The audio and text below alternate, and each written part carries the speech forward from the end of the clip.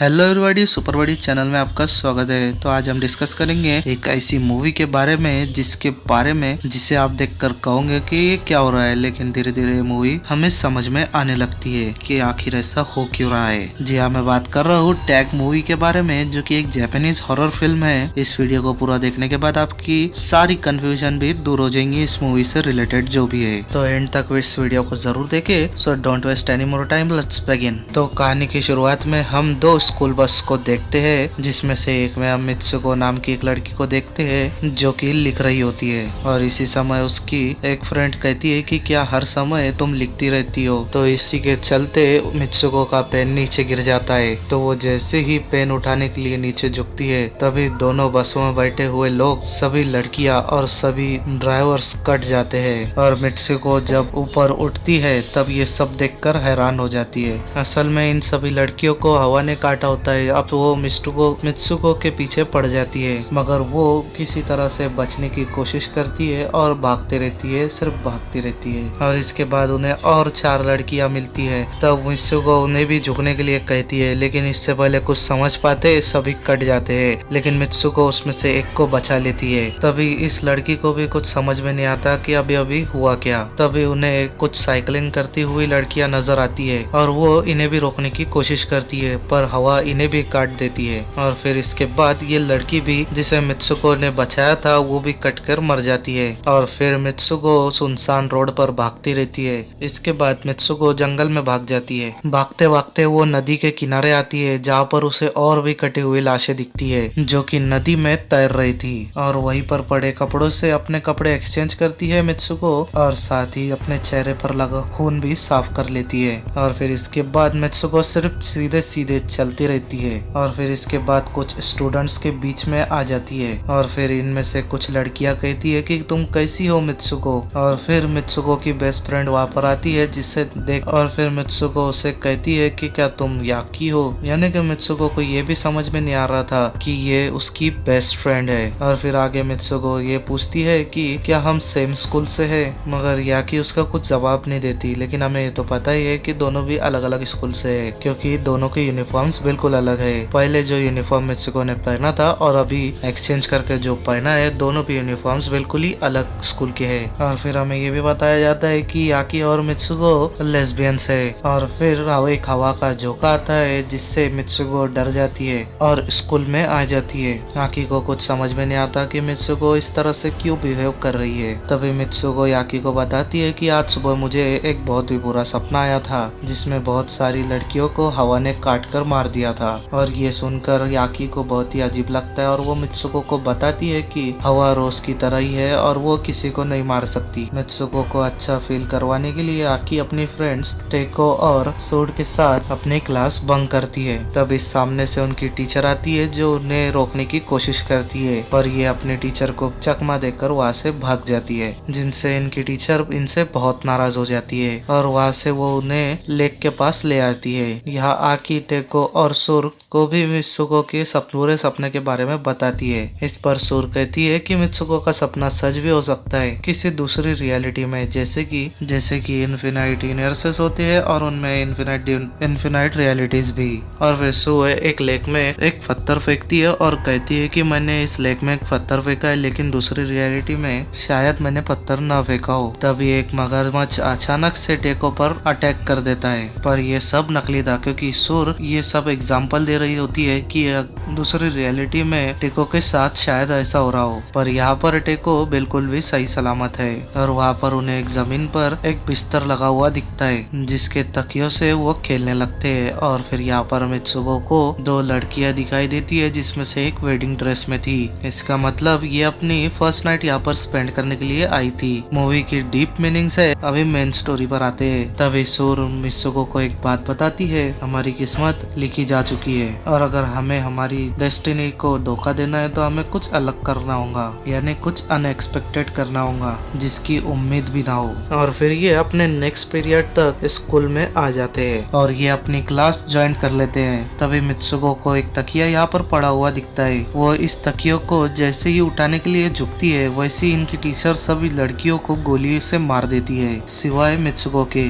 और ये teacher Mitsuko से कहती है कि तुम्हारी हिम्मत कैसे हुई क्लास बंक करने की। तभी सुर और टेको मित्सुको को लेकर वहाँ से भागती है और वो एक क्लास में जाकर छुप जाती है। तभी इनकी दूसरी टीचर यहाँ पर आती है और टेको को मार डालती है। तभी सुर मित्सुको को लेकर भागती है, मगर पीछे से उनकी टीचर सुर को भी गोली मार देती है। मरते मरते सुर मित्सुको से कहती है कि तुम्हें डेस्टिनी को हराना होगा। इसके बाद मित्सुको और बाकी स्कूल के बच्चे अपनी जान बचाकर भागने लगते हैं और स्कूल के टीचर्स उन्हें अलग अलग टाइप के गन से मारने लगते हैं। बहुत मुश्किल से कुछ ही लड़कियां बचती है जिन्हें आखिर में हवा काट कर मार देती है और फिर इसके बाद मित्सुको फिर से अकेली हो जाती है और वो फिर भागते भागते एक भीड़ वाले इलाके में आ जाती है। यहाँ पर उसे एक पुलिस ऑफिसर मिलती है जिसे वो बताने की कोशिश कर रही थी कि उसकी स्कूल में आखिर क्या हुआ और फिर इस पुलिस ऑफिसर अपना नाम टोमोको बताती है और फिर उसे बताती है कि तुम ये स्कूल यूनिफॉर्म क्यों पहन रही हो, तुम्हें तो रिसेप्शन में होना चाहिए। टोमोको मित्सुको को अपना मिरर दिखाती है। तभी मित्सुको ये देखकर हैरान हो जाती है क्योंकि उसका चेहरा बदल चुका होता है। टोमोको उसे केको नाम से पुकारती है और फिर तभी टोमोको केको को उसकी शादी के लिए ले जाती है और आसपास की औरतें केको को कांग्रेचुलेट्स करती है। टोमोको उसे चर्च लाती है जहाँ पर आकी होती है और तभी आकी को देखकर मित्सुको को तसल्ली होती है। तभी वो उससे पूछती है कि आखिर ये सब हो क्या रहा है। तभी आकी कहती है कि मुझे पता है, लेकिन अभी उन लोगों की नजर हम पर है। बाकी लड़कियों के जाने के बाद आकी मित्सुको को बताती है कि तुम केको और मित्सुको दोनों भी हो और ये तुम्हारी शादी है, घबराओ मत, जैसा मैं तुम्हें कहूँ वैसा ही तुम करना। इसके बाद आकी उस मित्सुको को उसकी वेडिंग ड्रेस पहनाती है और बाकी की लड़कियों को जो कि वेडिंग देखने के लिए आई थी उन्हें मारने लगती है। आकी एक एक करके सबको मार देती है और फिर वो मित्सुको को वहाँ से जाने के लिए कहती है और फिर तभी मित्सुको एक टूटी हुई बोतल को लेकर जाने लगती है जहाँ पर सभी लड़कियां उसे शादी की बधाइयां देती हुई नजर आती है। लेकिन वहाँ पर सभी लड़कियां केको यानी मित्सुको को अपने सभी कपड़े उतारकर उसे चिढ़ाने लगती है और फिर इसके बाद मित्सुको कॉफिन के पास आती है जिसमें आदमी की जगह एक सुअर निकलता है, जिसे देखकर वो डर जाती है और वो बोतल उसे मार देती है और उस बोतल से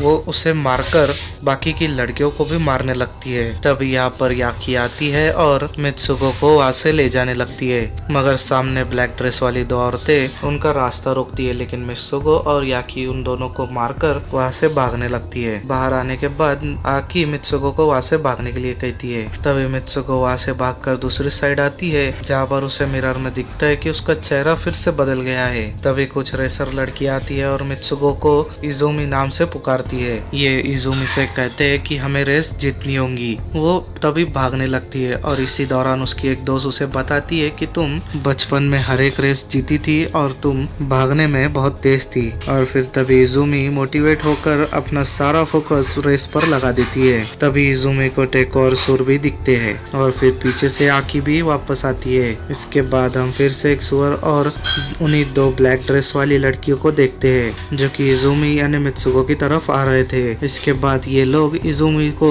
ट्रैक बदलने के लिए कहते हैं और फिर ये तीनों भी इजुमी को कहती है कि तुम्हें इस दुनिया से भागना होगा।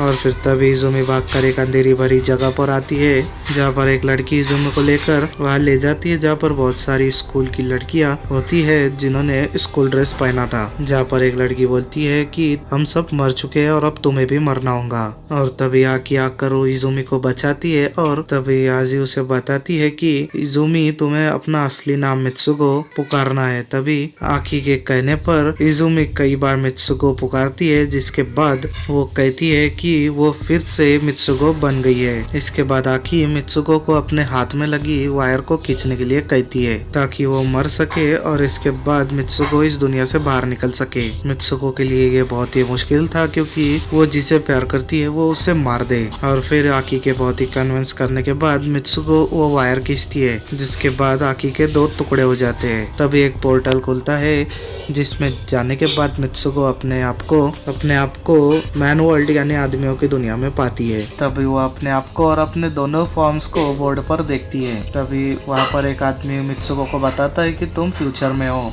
तभी मित्सुको बेहोश हो जाती है और फिर वो बहुत सी लड़कियों को दीवार पर वेडिंग ड्रेस में खड़ा हुआ देखती है। आगे जाकर मित्सुको को एक बूढ़ा आदमी दिखता है जो कि गेम खेल रहा था, यानी कि मित्सुको और उसके दोनों भी फॉर्म्स को यही बूढ़ा आदमी कंट्रोल कर रहा था।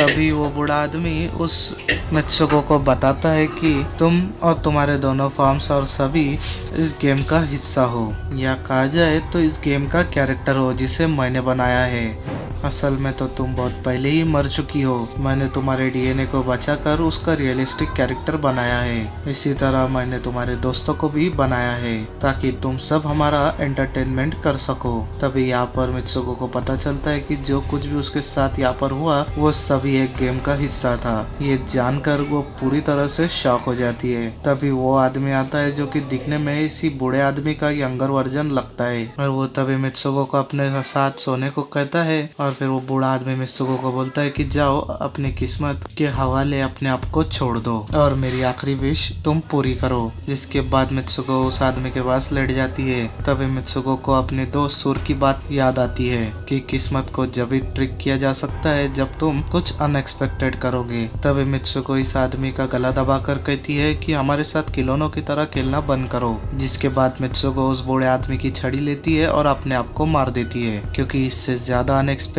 और कुछ हो ही नहीं सकता।